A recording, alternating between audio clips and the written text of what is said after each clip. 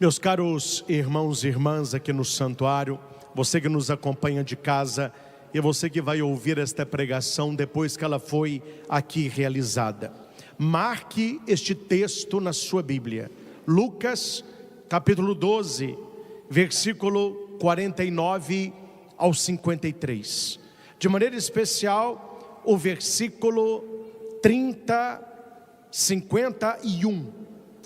Nós estamos acostumados, meus irmãos, principalmente no contexto que nós vivemos, com Jesus um pouco açucarado demais. Parece-me que muitas pessoas têm medo da pregação da verdade, de uma pregação que leve o cristão a uma conversão de verdade, a uma espiritualidade de verdade, para não perder número de fiéis. E certos textos bíblicos, eles sabem na ponta da língua, mas textos como o do evangelho de hoje, você não vê quase ninguém citando, você não vê quase ninguém falando, você não vê quase ninguém pregando, porque o importante, numas cabecinhas por aí, é acolher, é abraçar, é a turma dos ursinhos carinhosos. Só que quando você ouve uma pregação como essa, não parece o Jesus que andam pregando por aí. Um Jesus que não cobra, um Jesus que não exige, um Jesus que não aponta, um Jesus que não reserva os seus. No evangelho que escutamos, o Senhor já começa: eu vim para lançar fogo sobre a terra, e como gostaria que ele já estivesse aceso. Qual fogo que é esse? O fogo do Espírito Santo, o fogo do amor de Deus, o fogo do ardor missionário cristão. Veja, meus irmãos, que segundo a própria palavra de Jesus, e aqui nós fazemos um parâmetro com Apocalipse, um cristão, um católico morno, ele não serve para muita coisa, para não dizer, não serve para nada. Apocalipse vai dizer que nós devemos ser frios ou que nós devemos ser quentes, porque aquele que é morno será vomitado da boca do Senhor. Frio, nenhum de nós somos, senão não estaríamos aqui. Frio, nenhum de nós queremos ser, porque somos cristãos, porque somos católicos e temos um compromisso com nosso Senhor. Aqui fica uma pergunta: se nós não somos frios, nós somos quentes? Nós temos o Espírito Santo ardendo no nosso coração? Nós temos o fogo do amor de Deus queimando no nosso peito? O ardor missionário me leva à pregação, me leva ao testemunho, me leva ao anúncio? Se no evangelho está dizendo que Jesus ele quer lançar fogo sobre a terra, ele vai dizer: como eu gostaria que este fogo já estivesse aceso. Há uma pintura muito romantizada, que as pessoas gostam também de romantizar as coisas, só que a pintura não é tão bonita como as pessoas romantizam por aí. Está também no livro de Apocalipse, é um versículo bonito, onde Jesus diz: eis que eu estou à porta e bato, se alguém ouvir, abrir, eu entrarei e nós cearemos juntos. Jesus está falando da Eucaristia. A ceia que o Senhor fala é a sua presença real no corpo e no sangue consagrado. O Senhor quer cear conosco, o Senhor quer se dar a nós pelo pão da palavra e pelo pão da Eucaristia, para que este fogo possa arder no nosso coração. E onde é que eu digo que este versículo, transformado em pintura, ele é romantizado? Que as pessoas olham aquele quadro de Jesus com uma lamparina nas mãos, essa lamparina é o fogo que ele quer acender, ele está batendo a porta, a maçaneta não está do lado de fora, ela só é do lado de dentro, que é o coração. Só que tudo é muito bonito, só que é preciso entender qual é o contexto do versículo e qual é o contexto da pintura. O contexto, meus irmãos, é um Cristo que foi colocado para fora. É um Jesus que foi colocado para a rua. E ele precisa estar na porta batendo para que alguém abra, para que ele possa entrar. Espero que esta porta não seja nem a minha ou a sua casa, o meu ou o seu coração.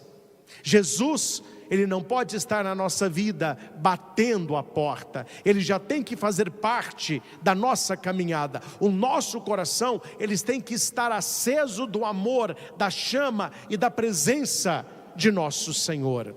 E aqui, Jesus é muito firme quando ele diz: o que acontece com alguém que abre verdadeiramente a porta? Ele entra. E olha que interessante, ele bate. Quem abre somos nós. A decisão é sua. É você que escolhe abrir a porta. É você que deixa ele entrar. É você que se coloca à mesa com ele. E toda vez que nós estamos à mesa, o chamado é um só: conversão. Do grego, metanoia, que é mudança de mentalidade. Do latim, convertio, é mudança de comportamento. Cito, entre tantos textos, Zaqueu, que os senhores conhecem. Zaqueu estava no alto de um sicômoro para ver o Senhor passar. Na verdade, Jesus passava por ali porque ele queria ver Zaqueu. Não era Zaqueu quem queria por primeiro contemplar o Senhor. Jesus está ali por causa dele, só que ele não sabe. E Jesus vai dizer assim: hoje eu preciso estar na tua casa. Eu quero ir na tua casa. E aquele homem desce, e Jesus entra com ele e senta com ele à mesa. Você não vê no texto Jesus chamando a mudança de vida. Você não vê no texto Jesus apontando os pecados de Zaqueu. Você não vê no texto uma palavra que leve Zaqueu à mudança. Por que Zaqueu muda? Por que Zaqueu vai dizer para Jesus: se eu roubei de alguém, eu vou devolver 2 vezes mais, e muitas coisas que eu tenho, eu vou doar aos pobres? E Jesus vai dizer: hoje a salvação entrou nesta casa. O que aconteceu aí para que Zaqueu se convertesse, para que Zaqueu mudasse de vida? Uma coisa só: ele abriu a porta, o Senhor entrou e se colocou à mesa. Quando nós estamos à mesa com o Senhor, a nossa vida, ela muda completamente. Leiam, meus irmãos, os santos evangelhos e a vida dos grandes santos, e você verá pela palavra e pela vida dos santos que aquele que tem um contato íntimo com Jesus, no cômodo do coração, sentando com ele à mesa na ceia, só há um caminho: mudança de vida, conversão. É muito sério, e isso eu falo para nós que somos de igreja. É muito sério uma pessoa que está na igreja, mas não tem uma vida de conversão. Uma pessoa que participa da mesa, mas não tem uma vida de conversão. Ela tem uma vida lá fora e outra vida aqui dentro. Tem alguma coisa errada acontecendo. Que não foi assim com os santos, não foi assim com Madalena, não foi assim com Mateus, não foi assim com Zaqueu, não foi assim com Pedro, não foi assim com o possesso gadareno, não foi assim com Marta, Maria e Lázaro, não foi assim com ninguém. O que seria assim conosco?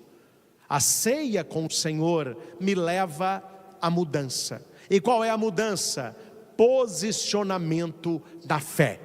Jesus Cristo é o Senhor. Repitamos: Jesus Cristo é o Senhor. Isto não é placa de igreja, isto não é versículo decorado, isto é a ortopraxis cristã.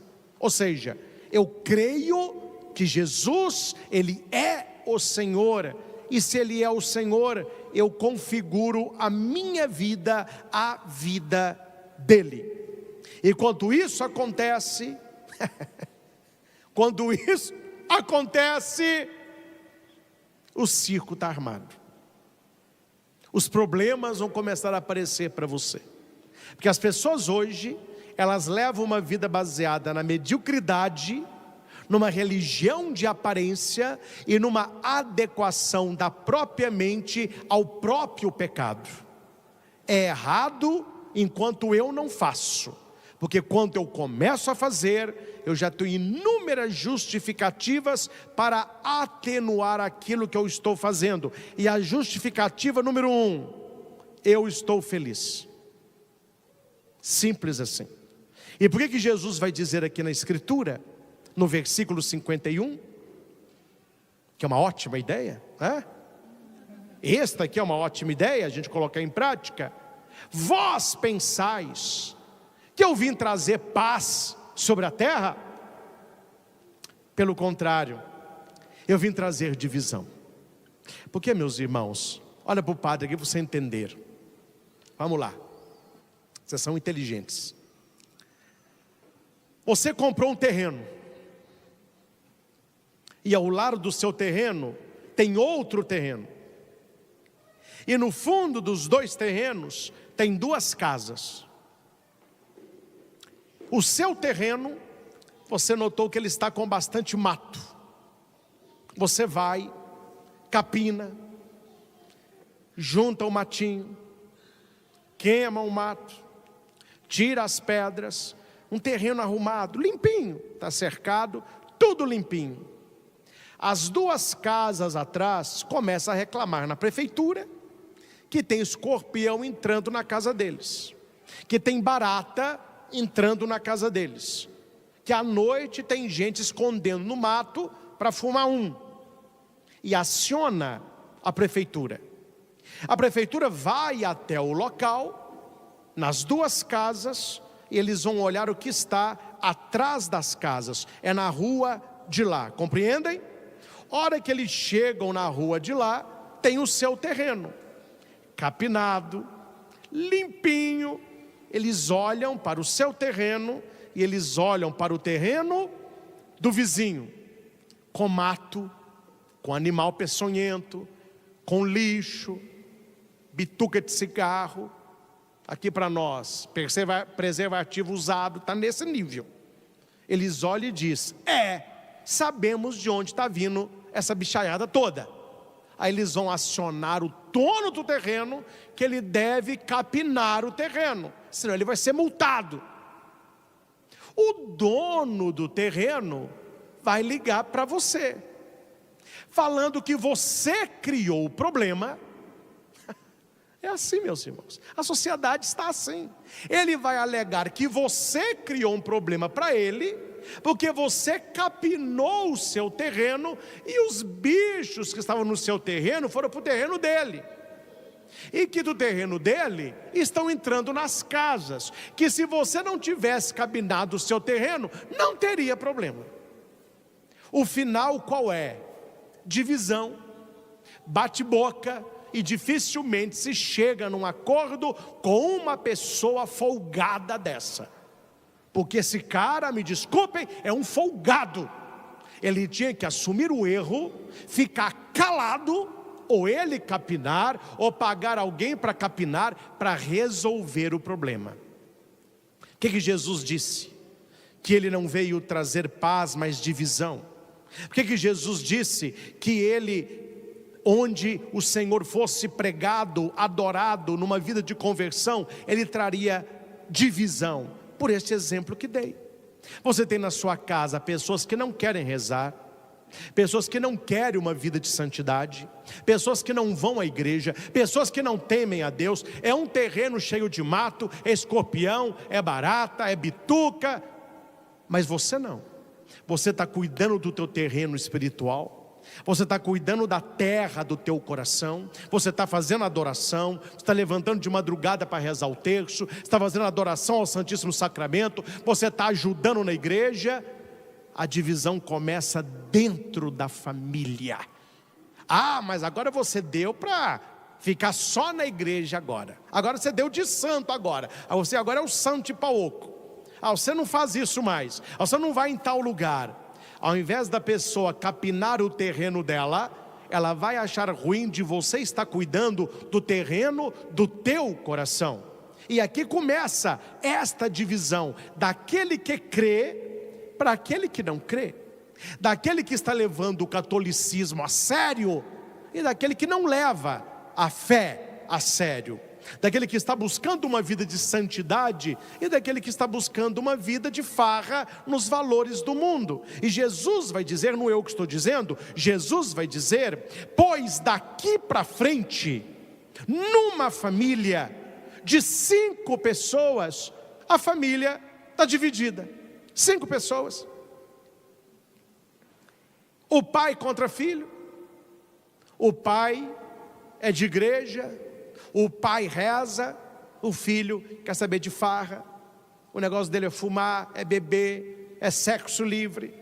O atrito está aí. É o pai falando com o filho e o filho batendo boca com o pai.